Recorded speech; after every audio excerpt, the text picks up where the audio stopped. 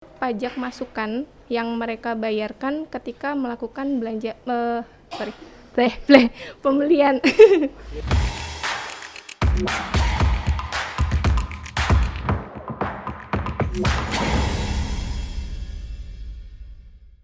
Assalamualaikum warahmatullahi wabarakatuh. Waalaikumsalam warahmatullahi wabarakatuh. Tabi pun Ya pun. kembali lagi di channel YouTube KPP Pratama Kota Bumi dalam podcast Tax Talk. Ngomongin pajak.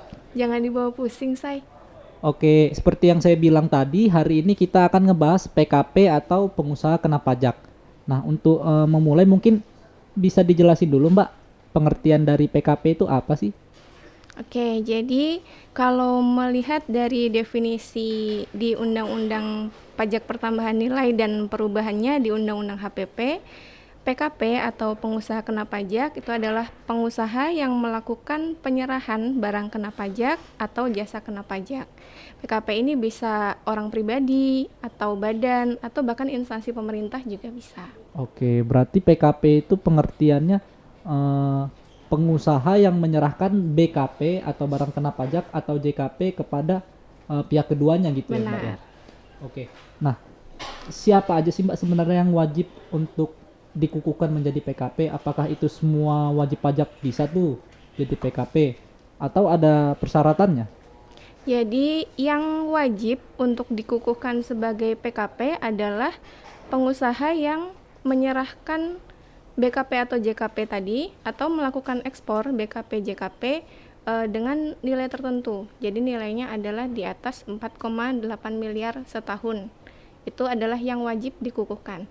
Nah, untuk pengusaha kecil, pengusaha yang omsetnya di bawah 4,8 miliar setahun tidak wajib untuk dikukuhkan, tapi boleh dapat untuk memilih dikukuhkan sebagai pengusaha kena pajak apabila diperlukan.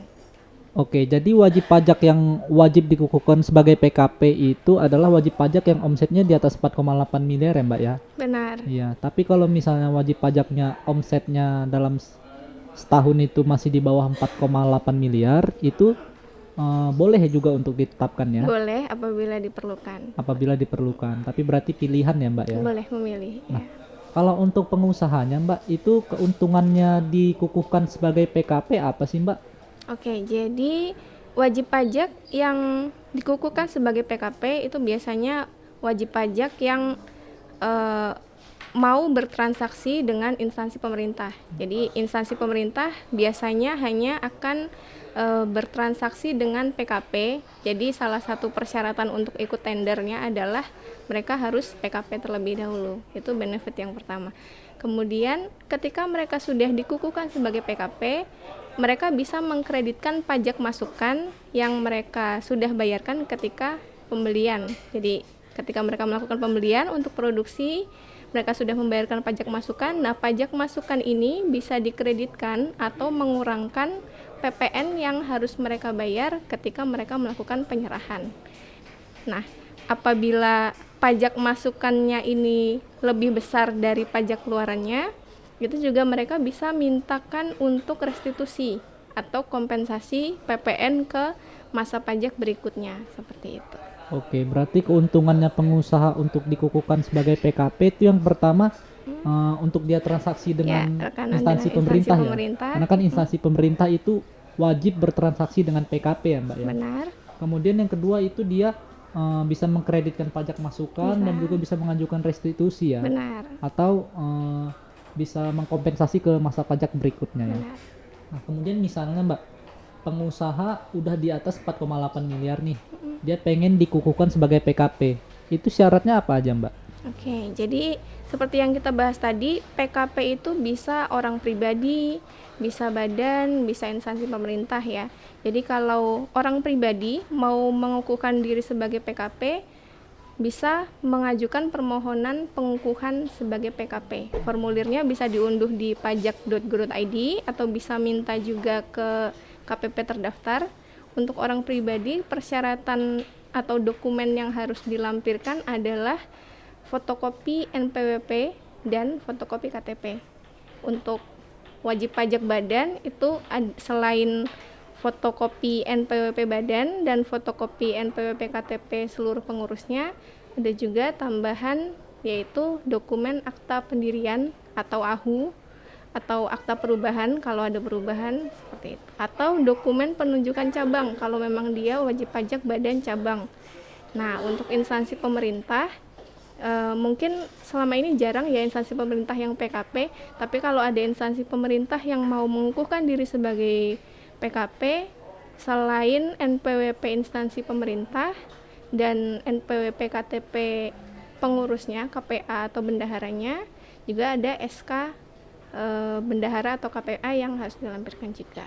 Oke, mungkin kawan pajak semua udah mendengarkan ya tadi apa yang dijelaskan oleh Mbak Anis. Jadi intinya sih sebenarnya mungkin kalau misalnya kawan pajak bingung bagaimana caranya dikukuhkan sebagai PKP, kawan pajak bisa langsung datang saja ke kantor pelayanan pajak Pratama terdekatnya ya Mbak ya. Benar. Iya.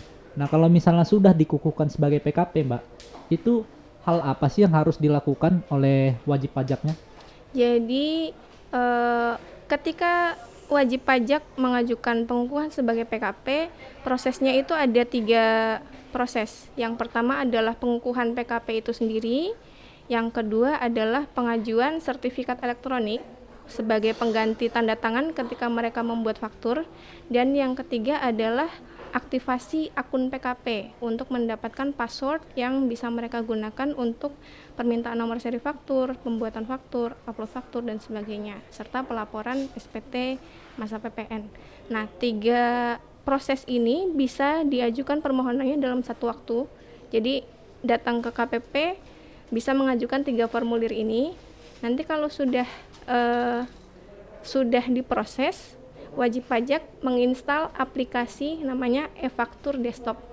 Aplikasi e-faktur desktop ini adalah aplikasi yang digunakan wajib pajak untuk membuat faktur gitu.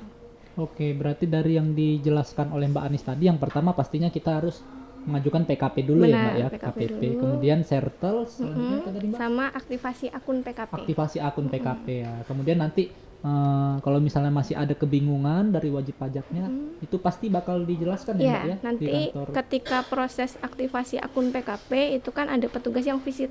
Iya. Di situ akan dijelaskan kewajibannya apa, lapor PPN kapan, seperti itu. Nanti ada petugasnya. Kalau misalnya masih ada kebingungan, mungkin juga bisa datang Bisa ke kantor menghubungi kita ya Mbak helpdesk, ya. iya. Atau bisa lewat WA juga bisa ya Mbak ya. Bisa. Ada nomor kita yang sudah tersedia ya Mbak ya. Benar-benar. Oke, buat kawan pajak semua yang ada pertanyaan terkait PKP atau pertanyaan lainnya tentang pajak, bisa menghubungi nomor kita di 0812 7855 1095. Atau kalau misalnya ingin mengetahui informasi lebih lanjut tentang perpajakan, bisa coba cek IG KPP Pratama Kota Bumi. Oke, Mbak Anis, selanjutnya apa saja sih kewajiban dari pengusaha yang sudah dikukuhkan sebagai PKP? Oke, jadi ketika wajib pajak sudah dikukuhkan sebagai PKP, mereka punya kewajiban untuk membuat faktur pajak setiap kali mereka melakukan penyerahan BKP atau JKP. Kemudian mereka juga ada kewajiban untuk memungut PPN atau PPN dan PPNBM dari penyerahan yang mereka lakukan, seperti itu. Setelah mereka memungut, mereka ada kewajiban untuk menyetorkan PPN-nya ke kas negara. Dan yang terakhir adalah kewajiban untuk melaporkan PPN yang tadi sudah dipungut dan disetorkan melalui SPT masa PPN yang dilaporkan paling lambat di akhir bulan berikutnya. Oke, jadi bisa disimpulin bahwa itu ada 4 ya Mbak ya, kewajiban pengusaha apabila dia dikukuhkan sebagai PKP. Benar. Yang pertama dia wajib membuat fakturnya, kemudian dia wajib untuk memungut PPN dan menyetorkan PPN-nya, kemudian yang terakhir dia juga wajib untuk melaporkan SPT masa PPN-nya ya Mbak ya. Iya, benar Iya, sekali. gitu. Nah tadi kan Mbak Anis kan udah menyinggung terkait e-faktur, e-nova, w-faktur. Itu perbedaan ketiga itu apa sih Mbak? Ya, jadi selama wajib pajak atau PKP ini melaksanakan kewajibannya, mereka akan berhubungan dengan 3 aplikasi. Aplikasi yang pertama adalah e-faktur desktop atau e-tax invoice. Ini aplikasi yang diinstal di laptop atau di komputer wajib pajak. Aplikasi ini digunakan untuk membuat faktur pajak keluaran atau pajak masukan ketika wajib pajak melakukan penyerahan, seperti itu. Untuk aplikasi yang kedua adalah aplikasi Innova atau di websitenya efaktur.pajak.go.id. Jadi kalau wajib pajak baru pertama kali mendownload sertifikat elektronik itu di aplikasi ini, di aplikasi Innova. Kemudian aplikasi Innova ini juga digunakan untuk permintaan nomor seri faktur pajak. Sebelum membuat faktur kan harus minta nomor seri dulu tuh, itu mintanya di aplikasi Innova. Selanjutnya kalau data fakturnya hilang seperti itu, atau wajib pajak mau meriset aplikasi e-faktur desktop, itu juga bisa dilakukan di aplikasi Innova. Selanjutnya yang terakhir adalah aplikasi e-faktur web. Aplikasi e-faktur web atau web-efaktur.pajak.go.id ini digunakan untuk pelaporan SPT masa PPN. Laporan SPT masa Benar. PPN. Oke. Nah, Mbak, di kalangan wajib pajak ini kan sering ada kebingungan terkait perbedaan dari password dan passphrase. Oke. Udah ada password, ada lagi passphrase. Benar-benar. Itu bedanya apa sih, Mbak? Oke, ya jadi mungkin banyak yang bingung ya, Iya. karena istilahnya kok asing Hampir gitu, mirip password, juga istilahnya, passphrase, Mbak. benar. Iya. Jadi untuk yang selama ini kita sebut password adalah password akun PKP. Jadi ketika tadi kan ada 3 tahap nih, pengukuhan PKP, Oke. permintaan sertel, dan aktivasi akun PKP. Nah, hasil dari aktivasi akun PKP ini wajib pajak mendapatkan password PKP atau kita biasa sebut password saja. Nah, password ini digunakan untuk login ke aplikasi Innova, login ke aplikasi e-faktur web, dan untuk ketika wajib pajak mau upload faktur pajaknya yang mereka buat itu juga membutuhkan password ini.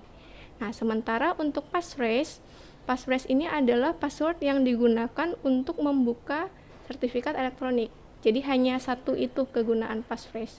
Passphrase ini biasanya dibuat sendiri oleh wajib pajak atau dapat password default dari KPP, atau kalau misalnya wajib pajak lupa passphrase-nya, tinggal download lagi aja sertifikat elektroniknya di Innova tadi, diganti langsung passphrase-nya. Jadi tidak perlu mengajukan permintaan ulang password gitu.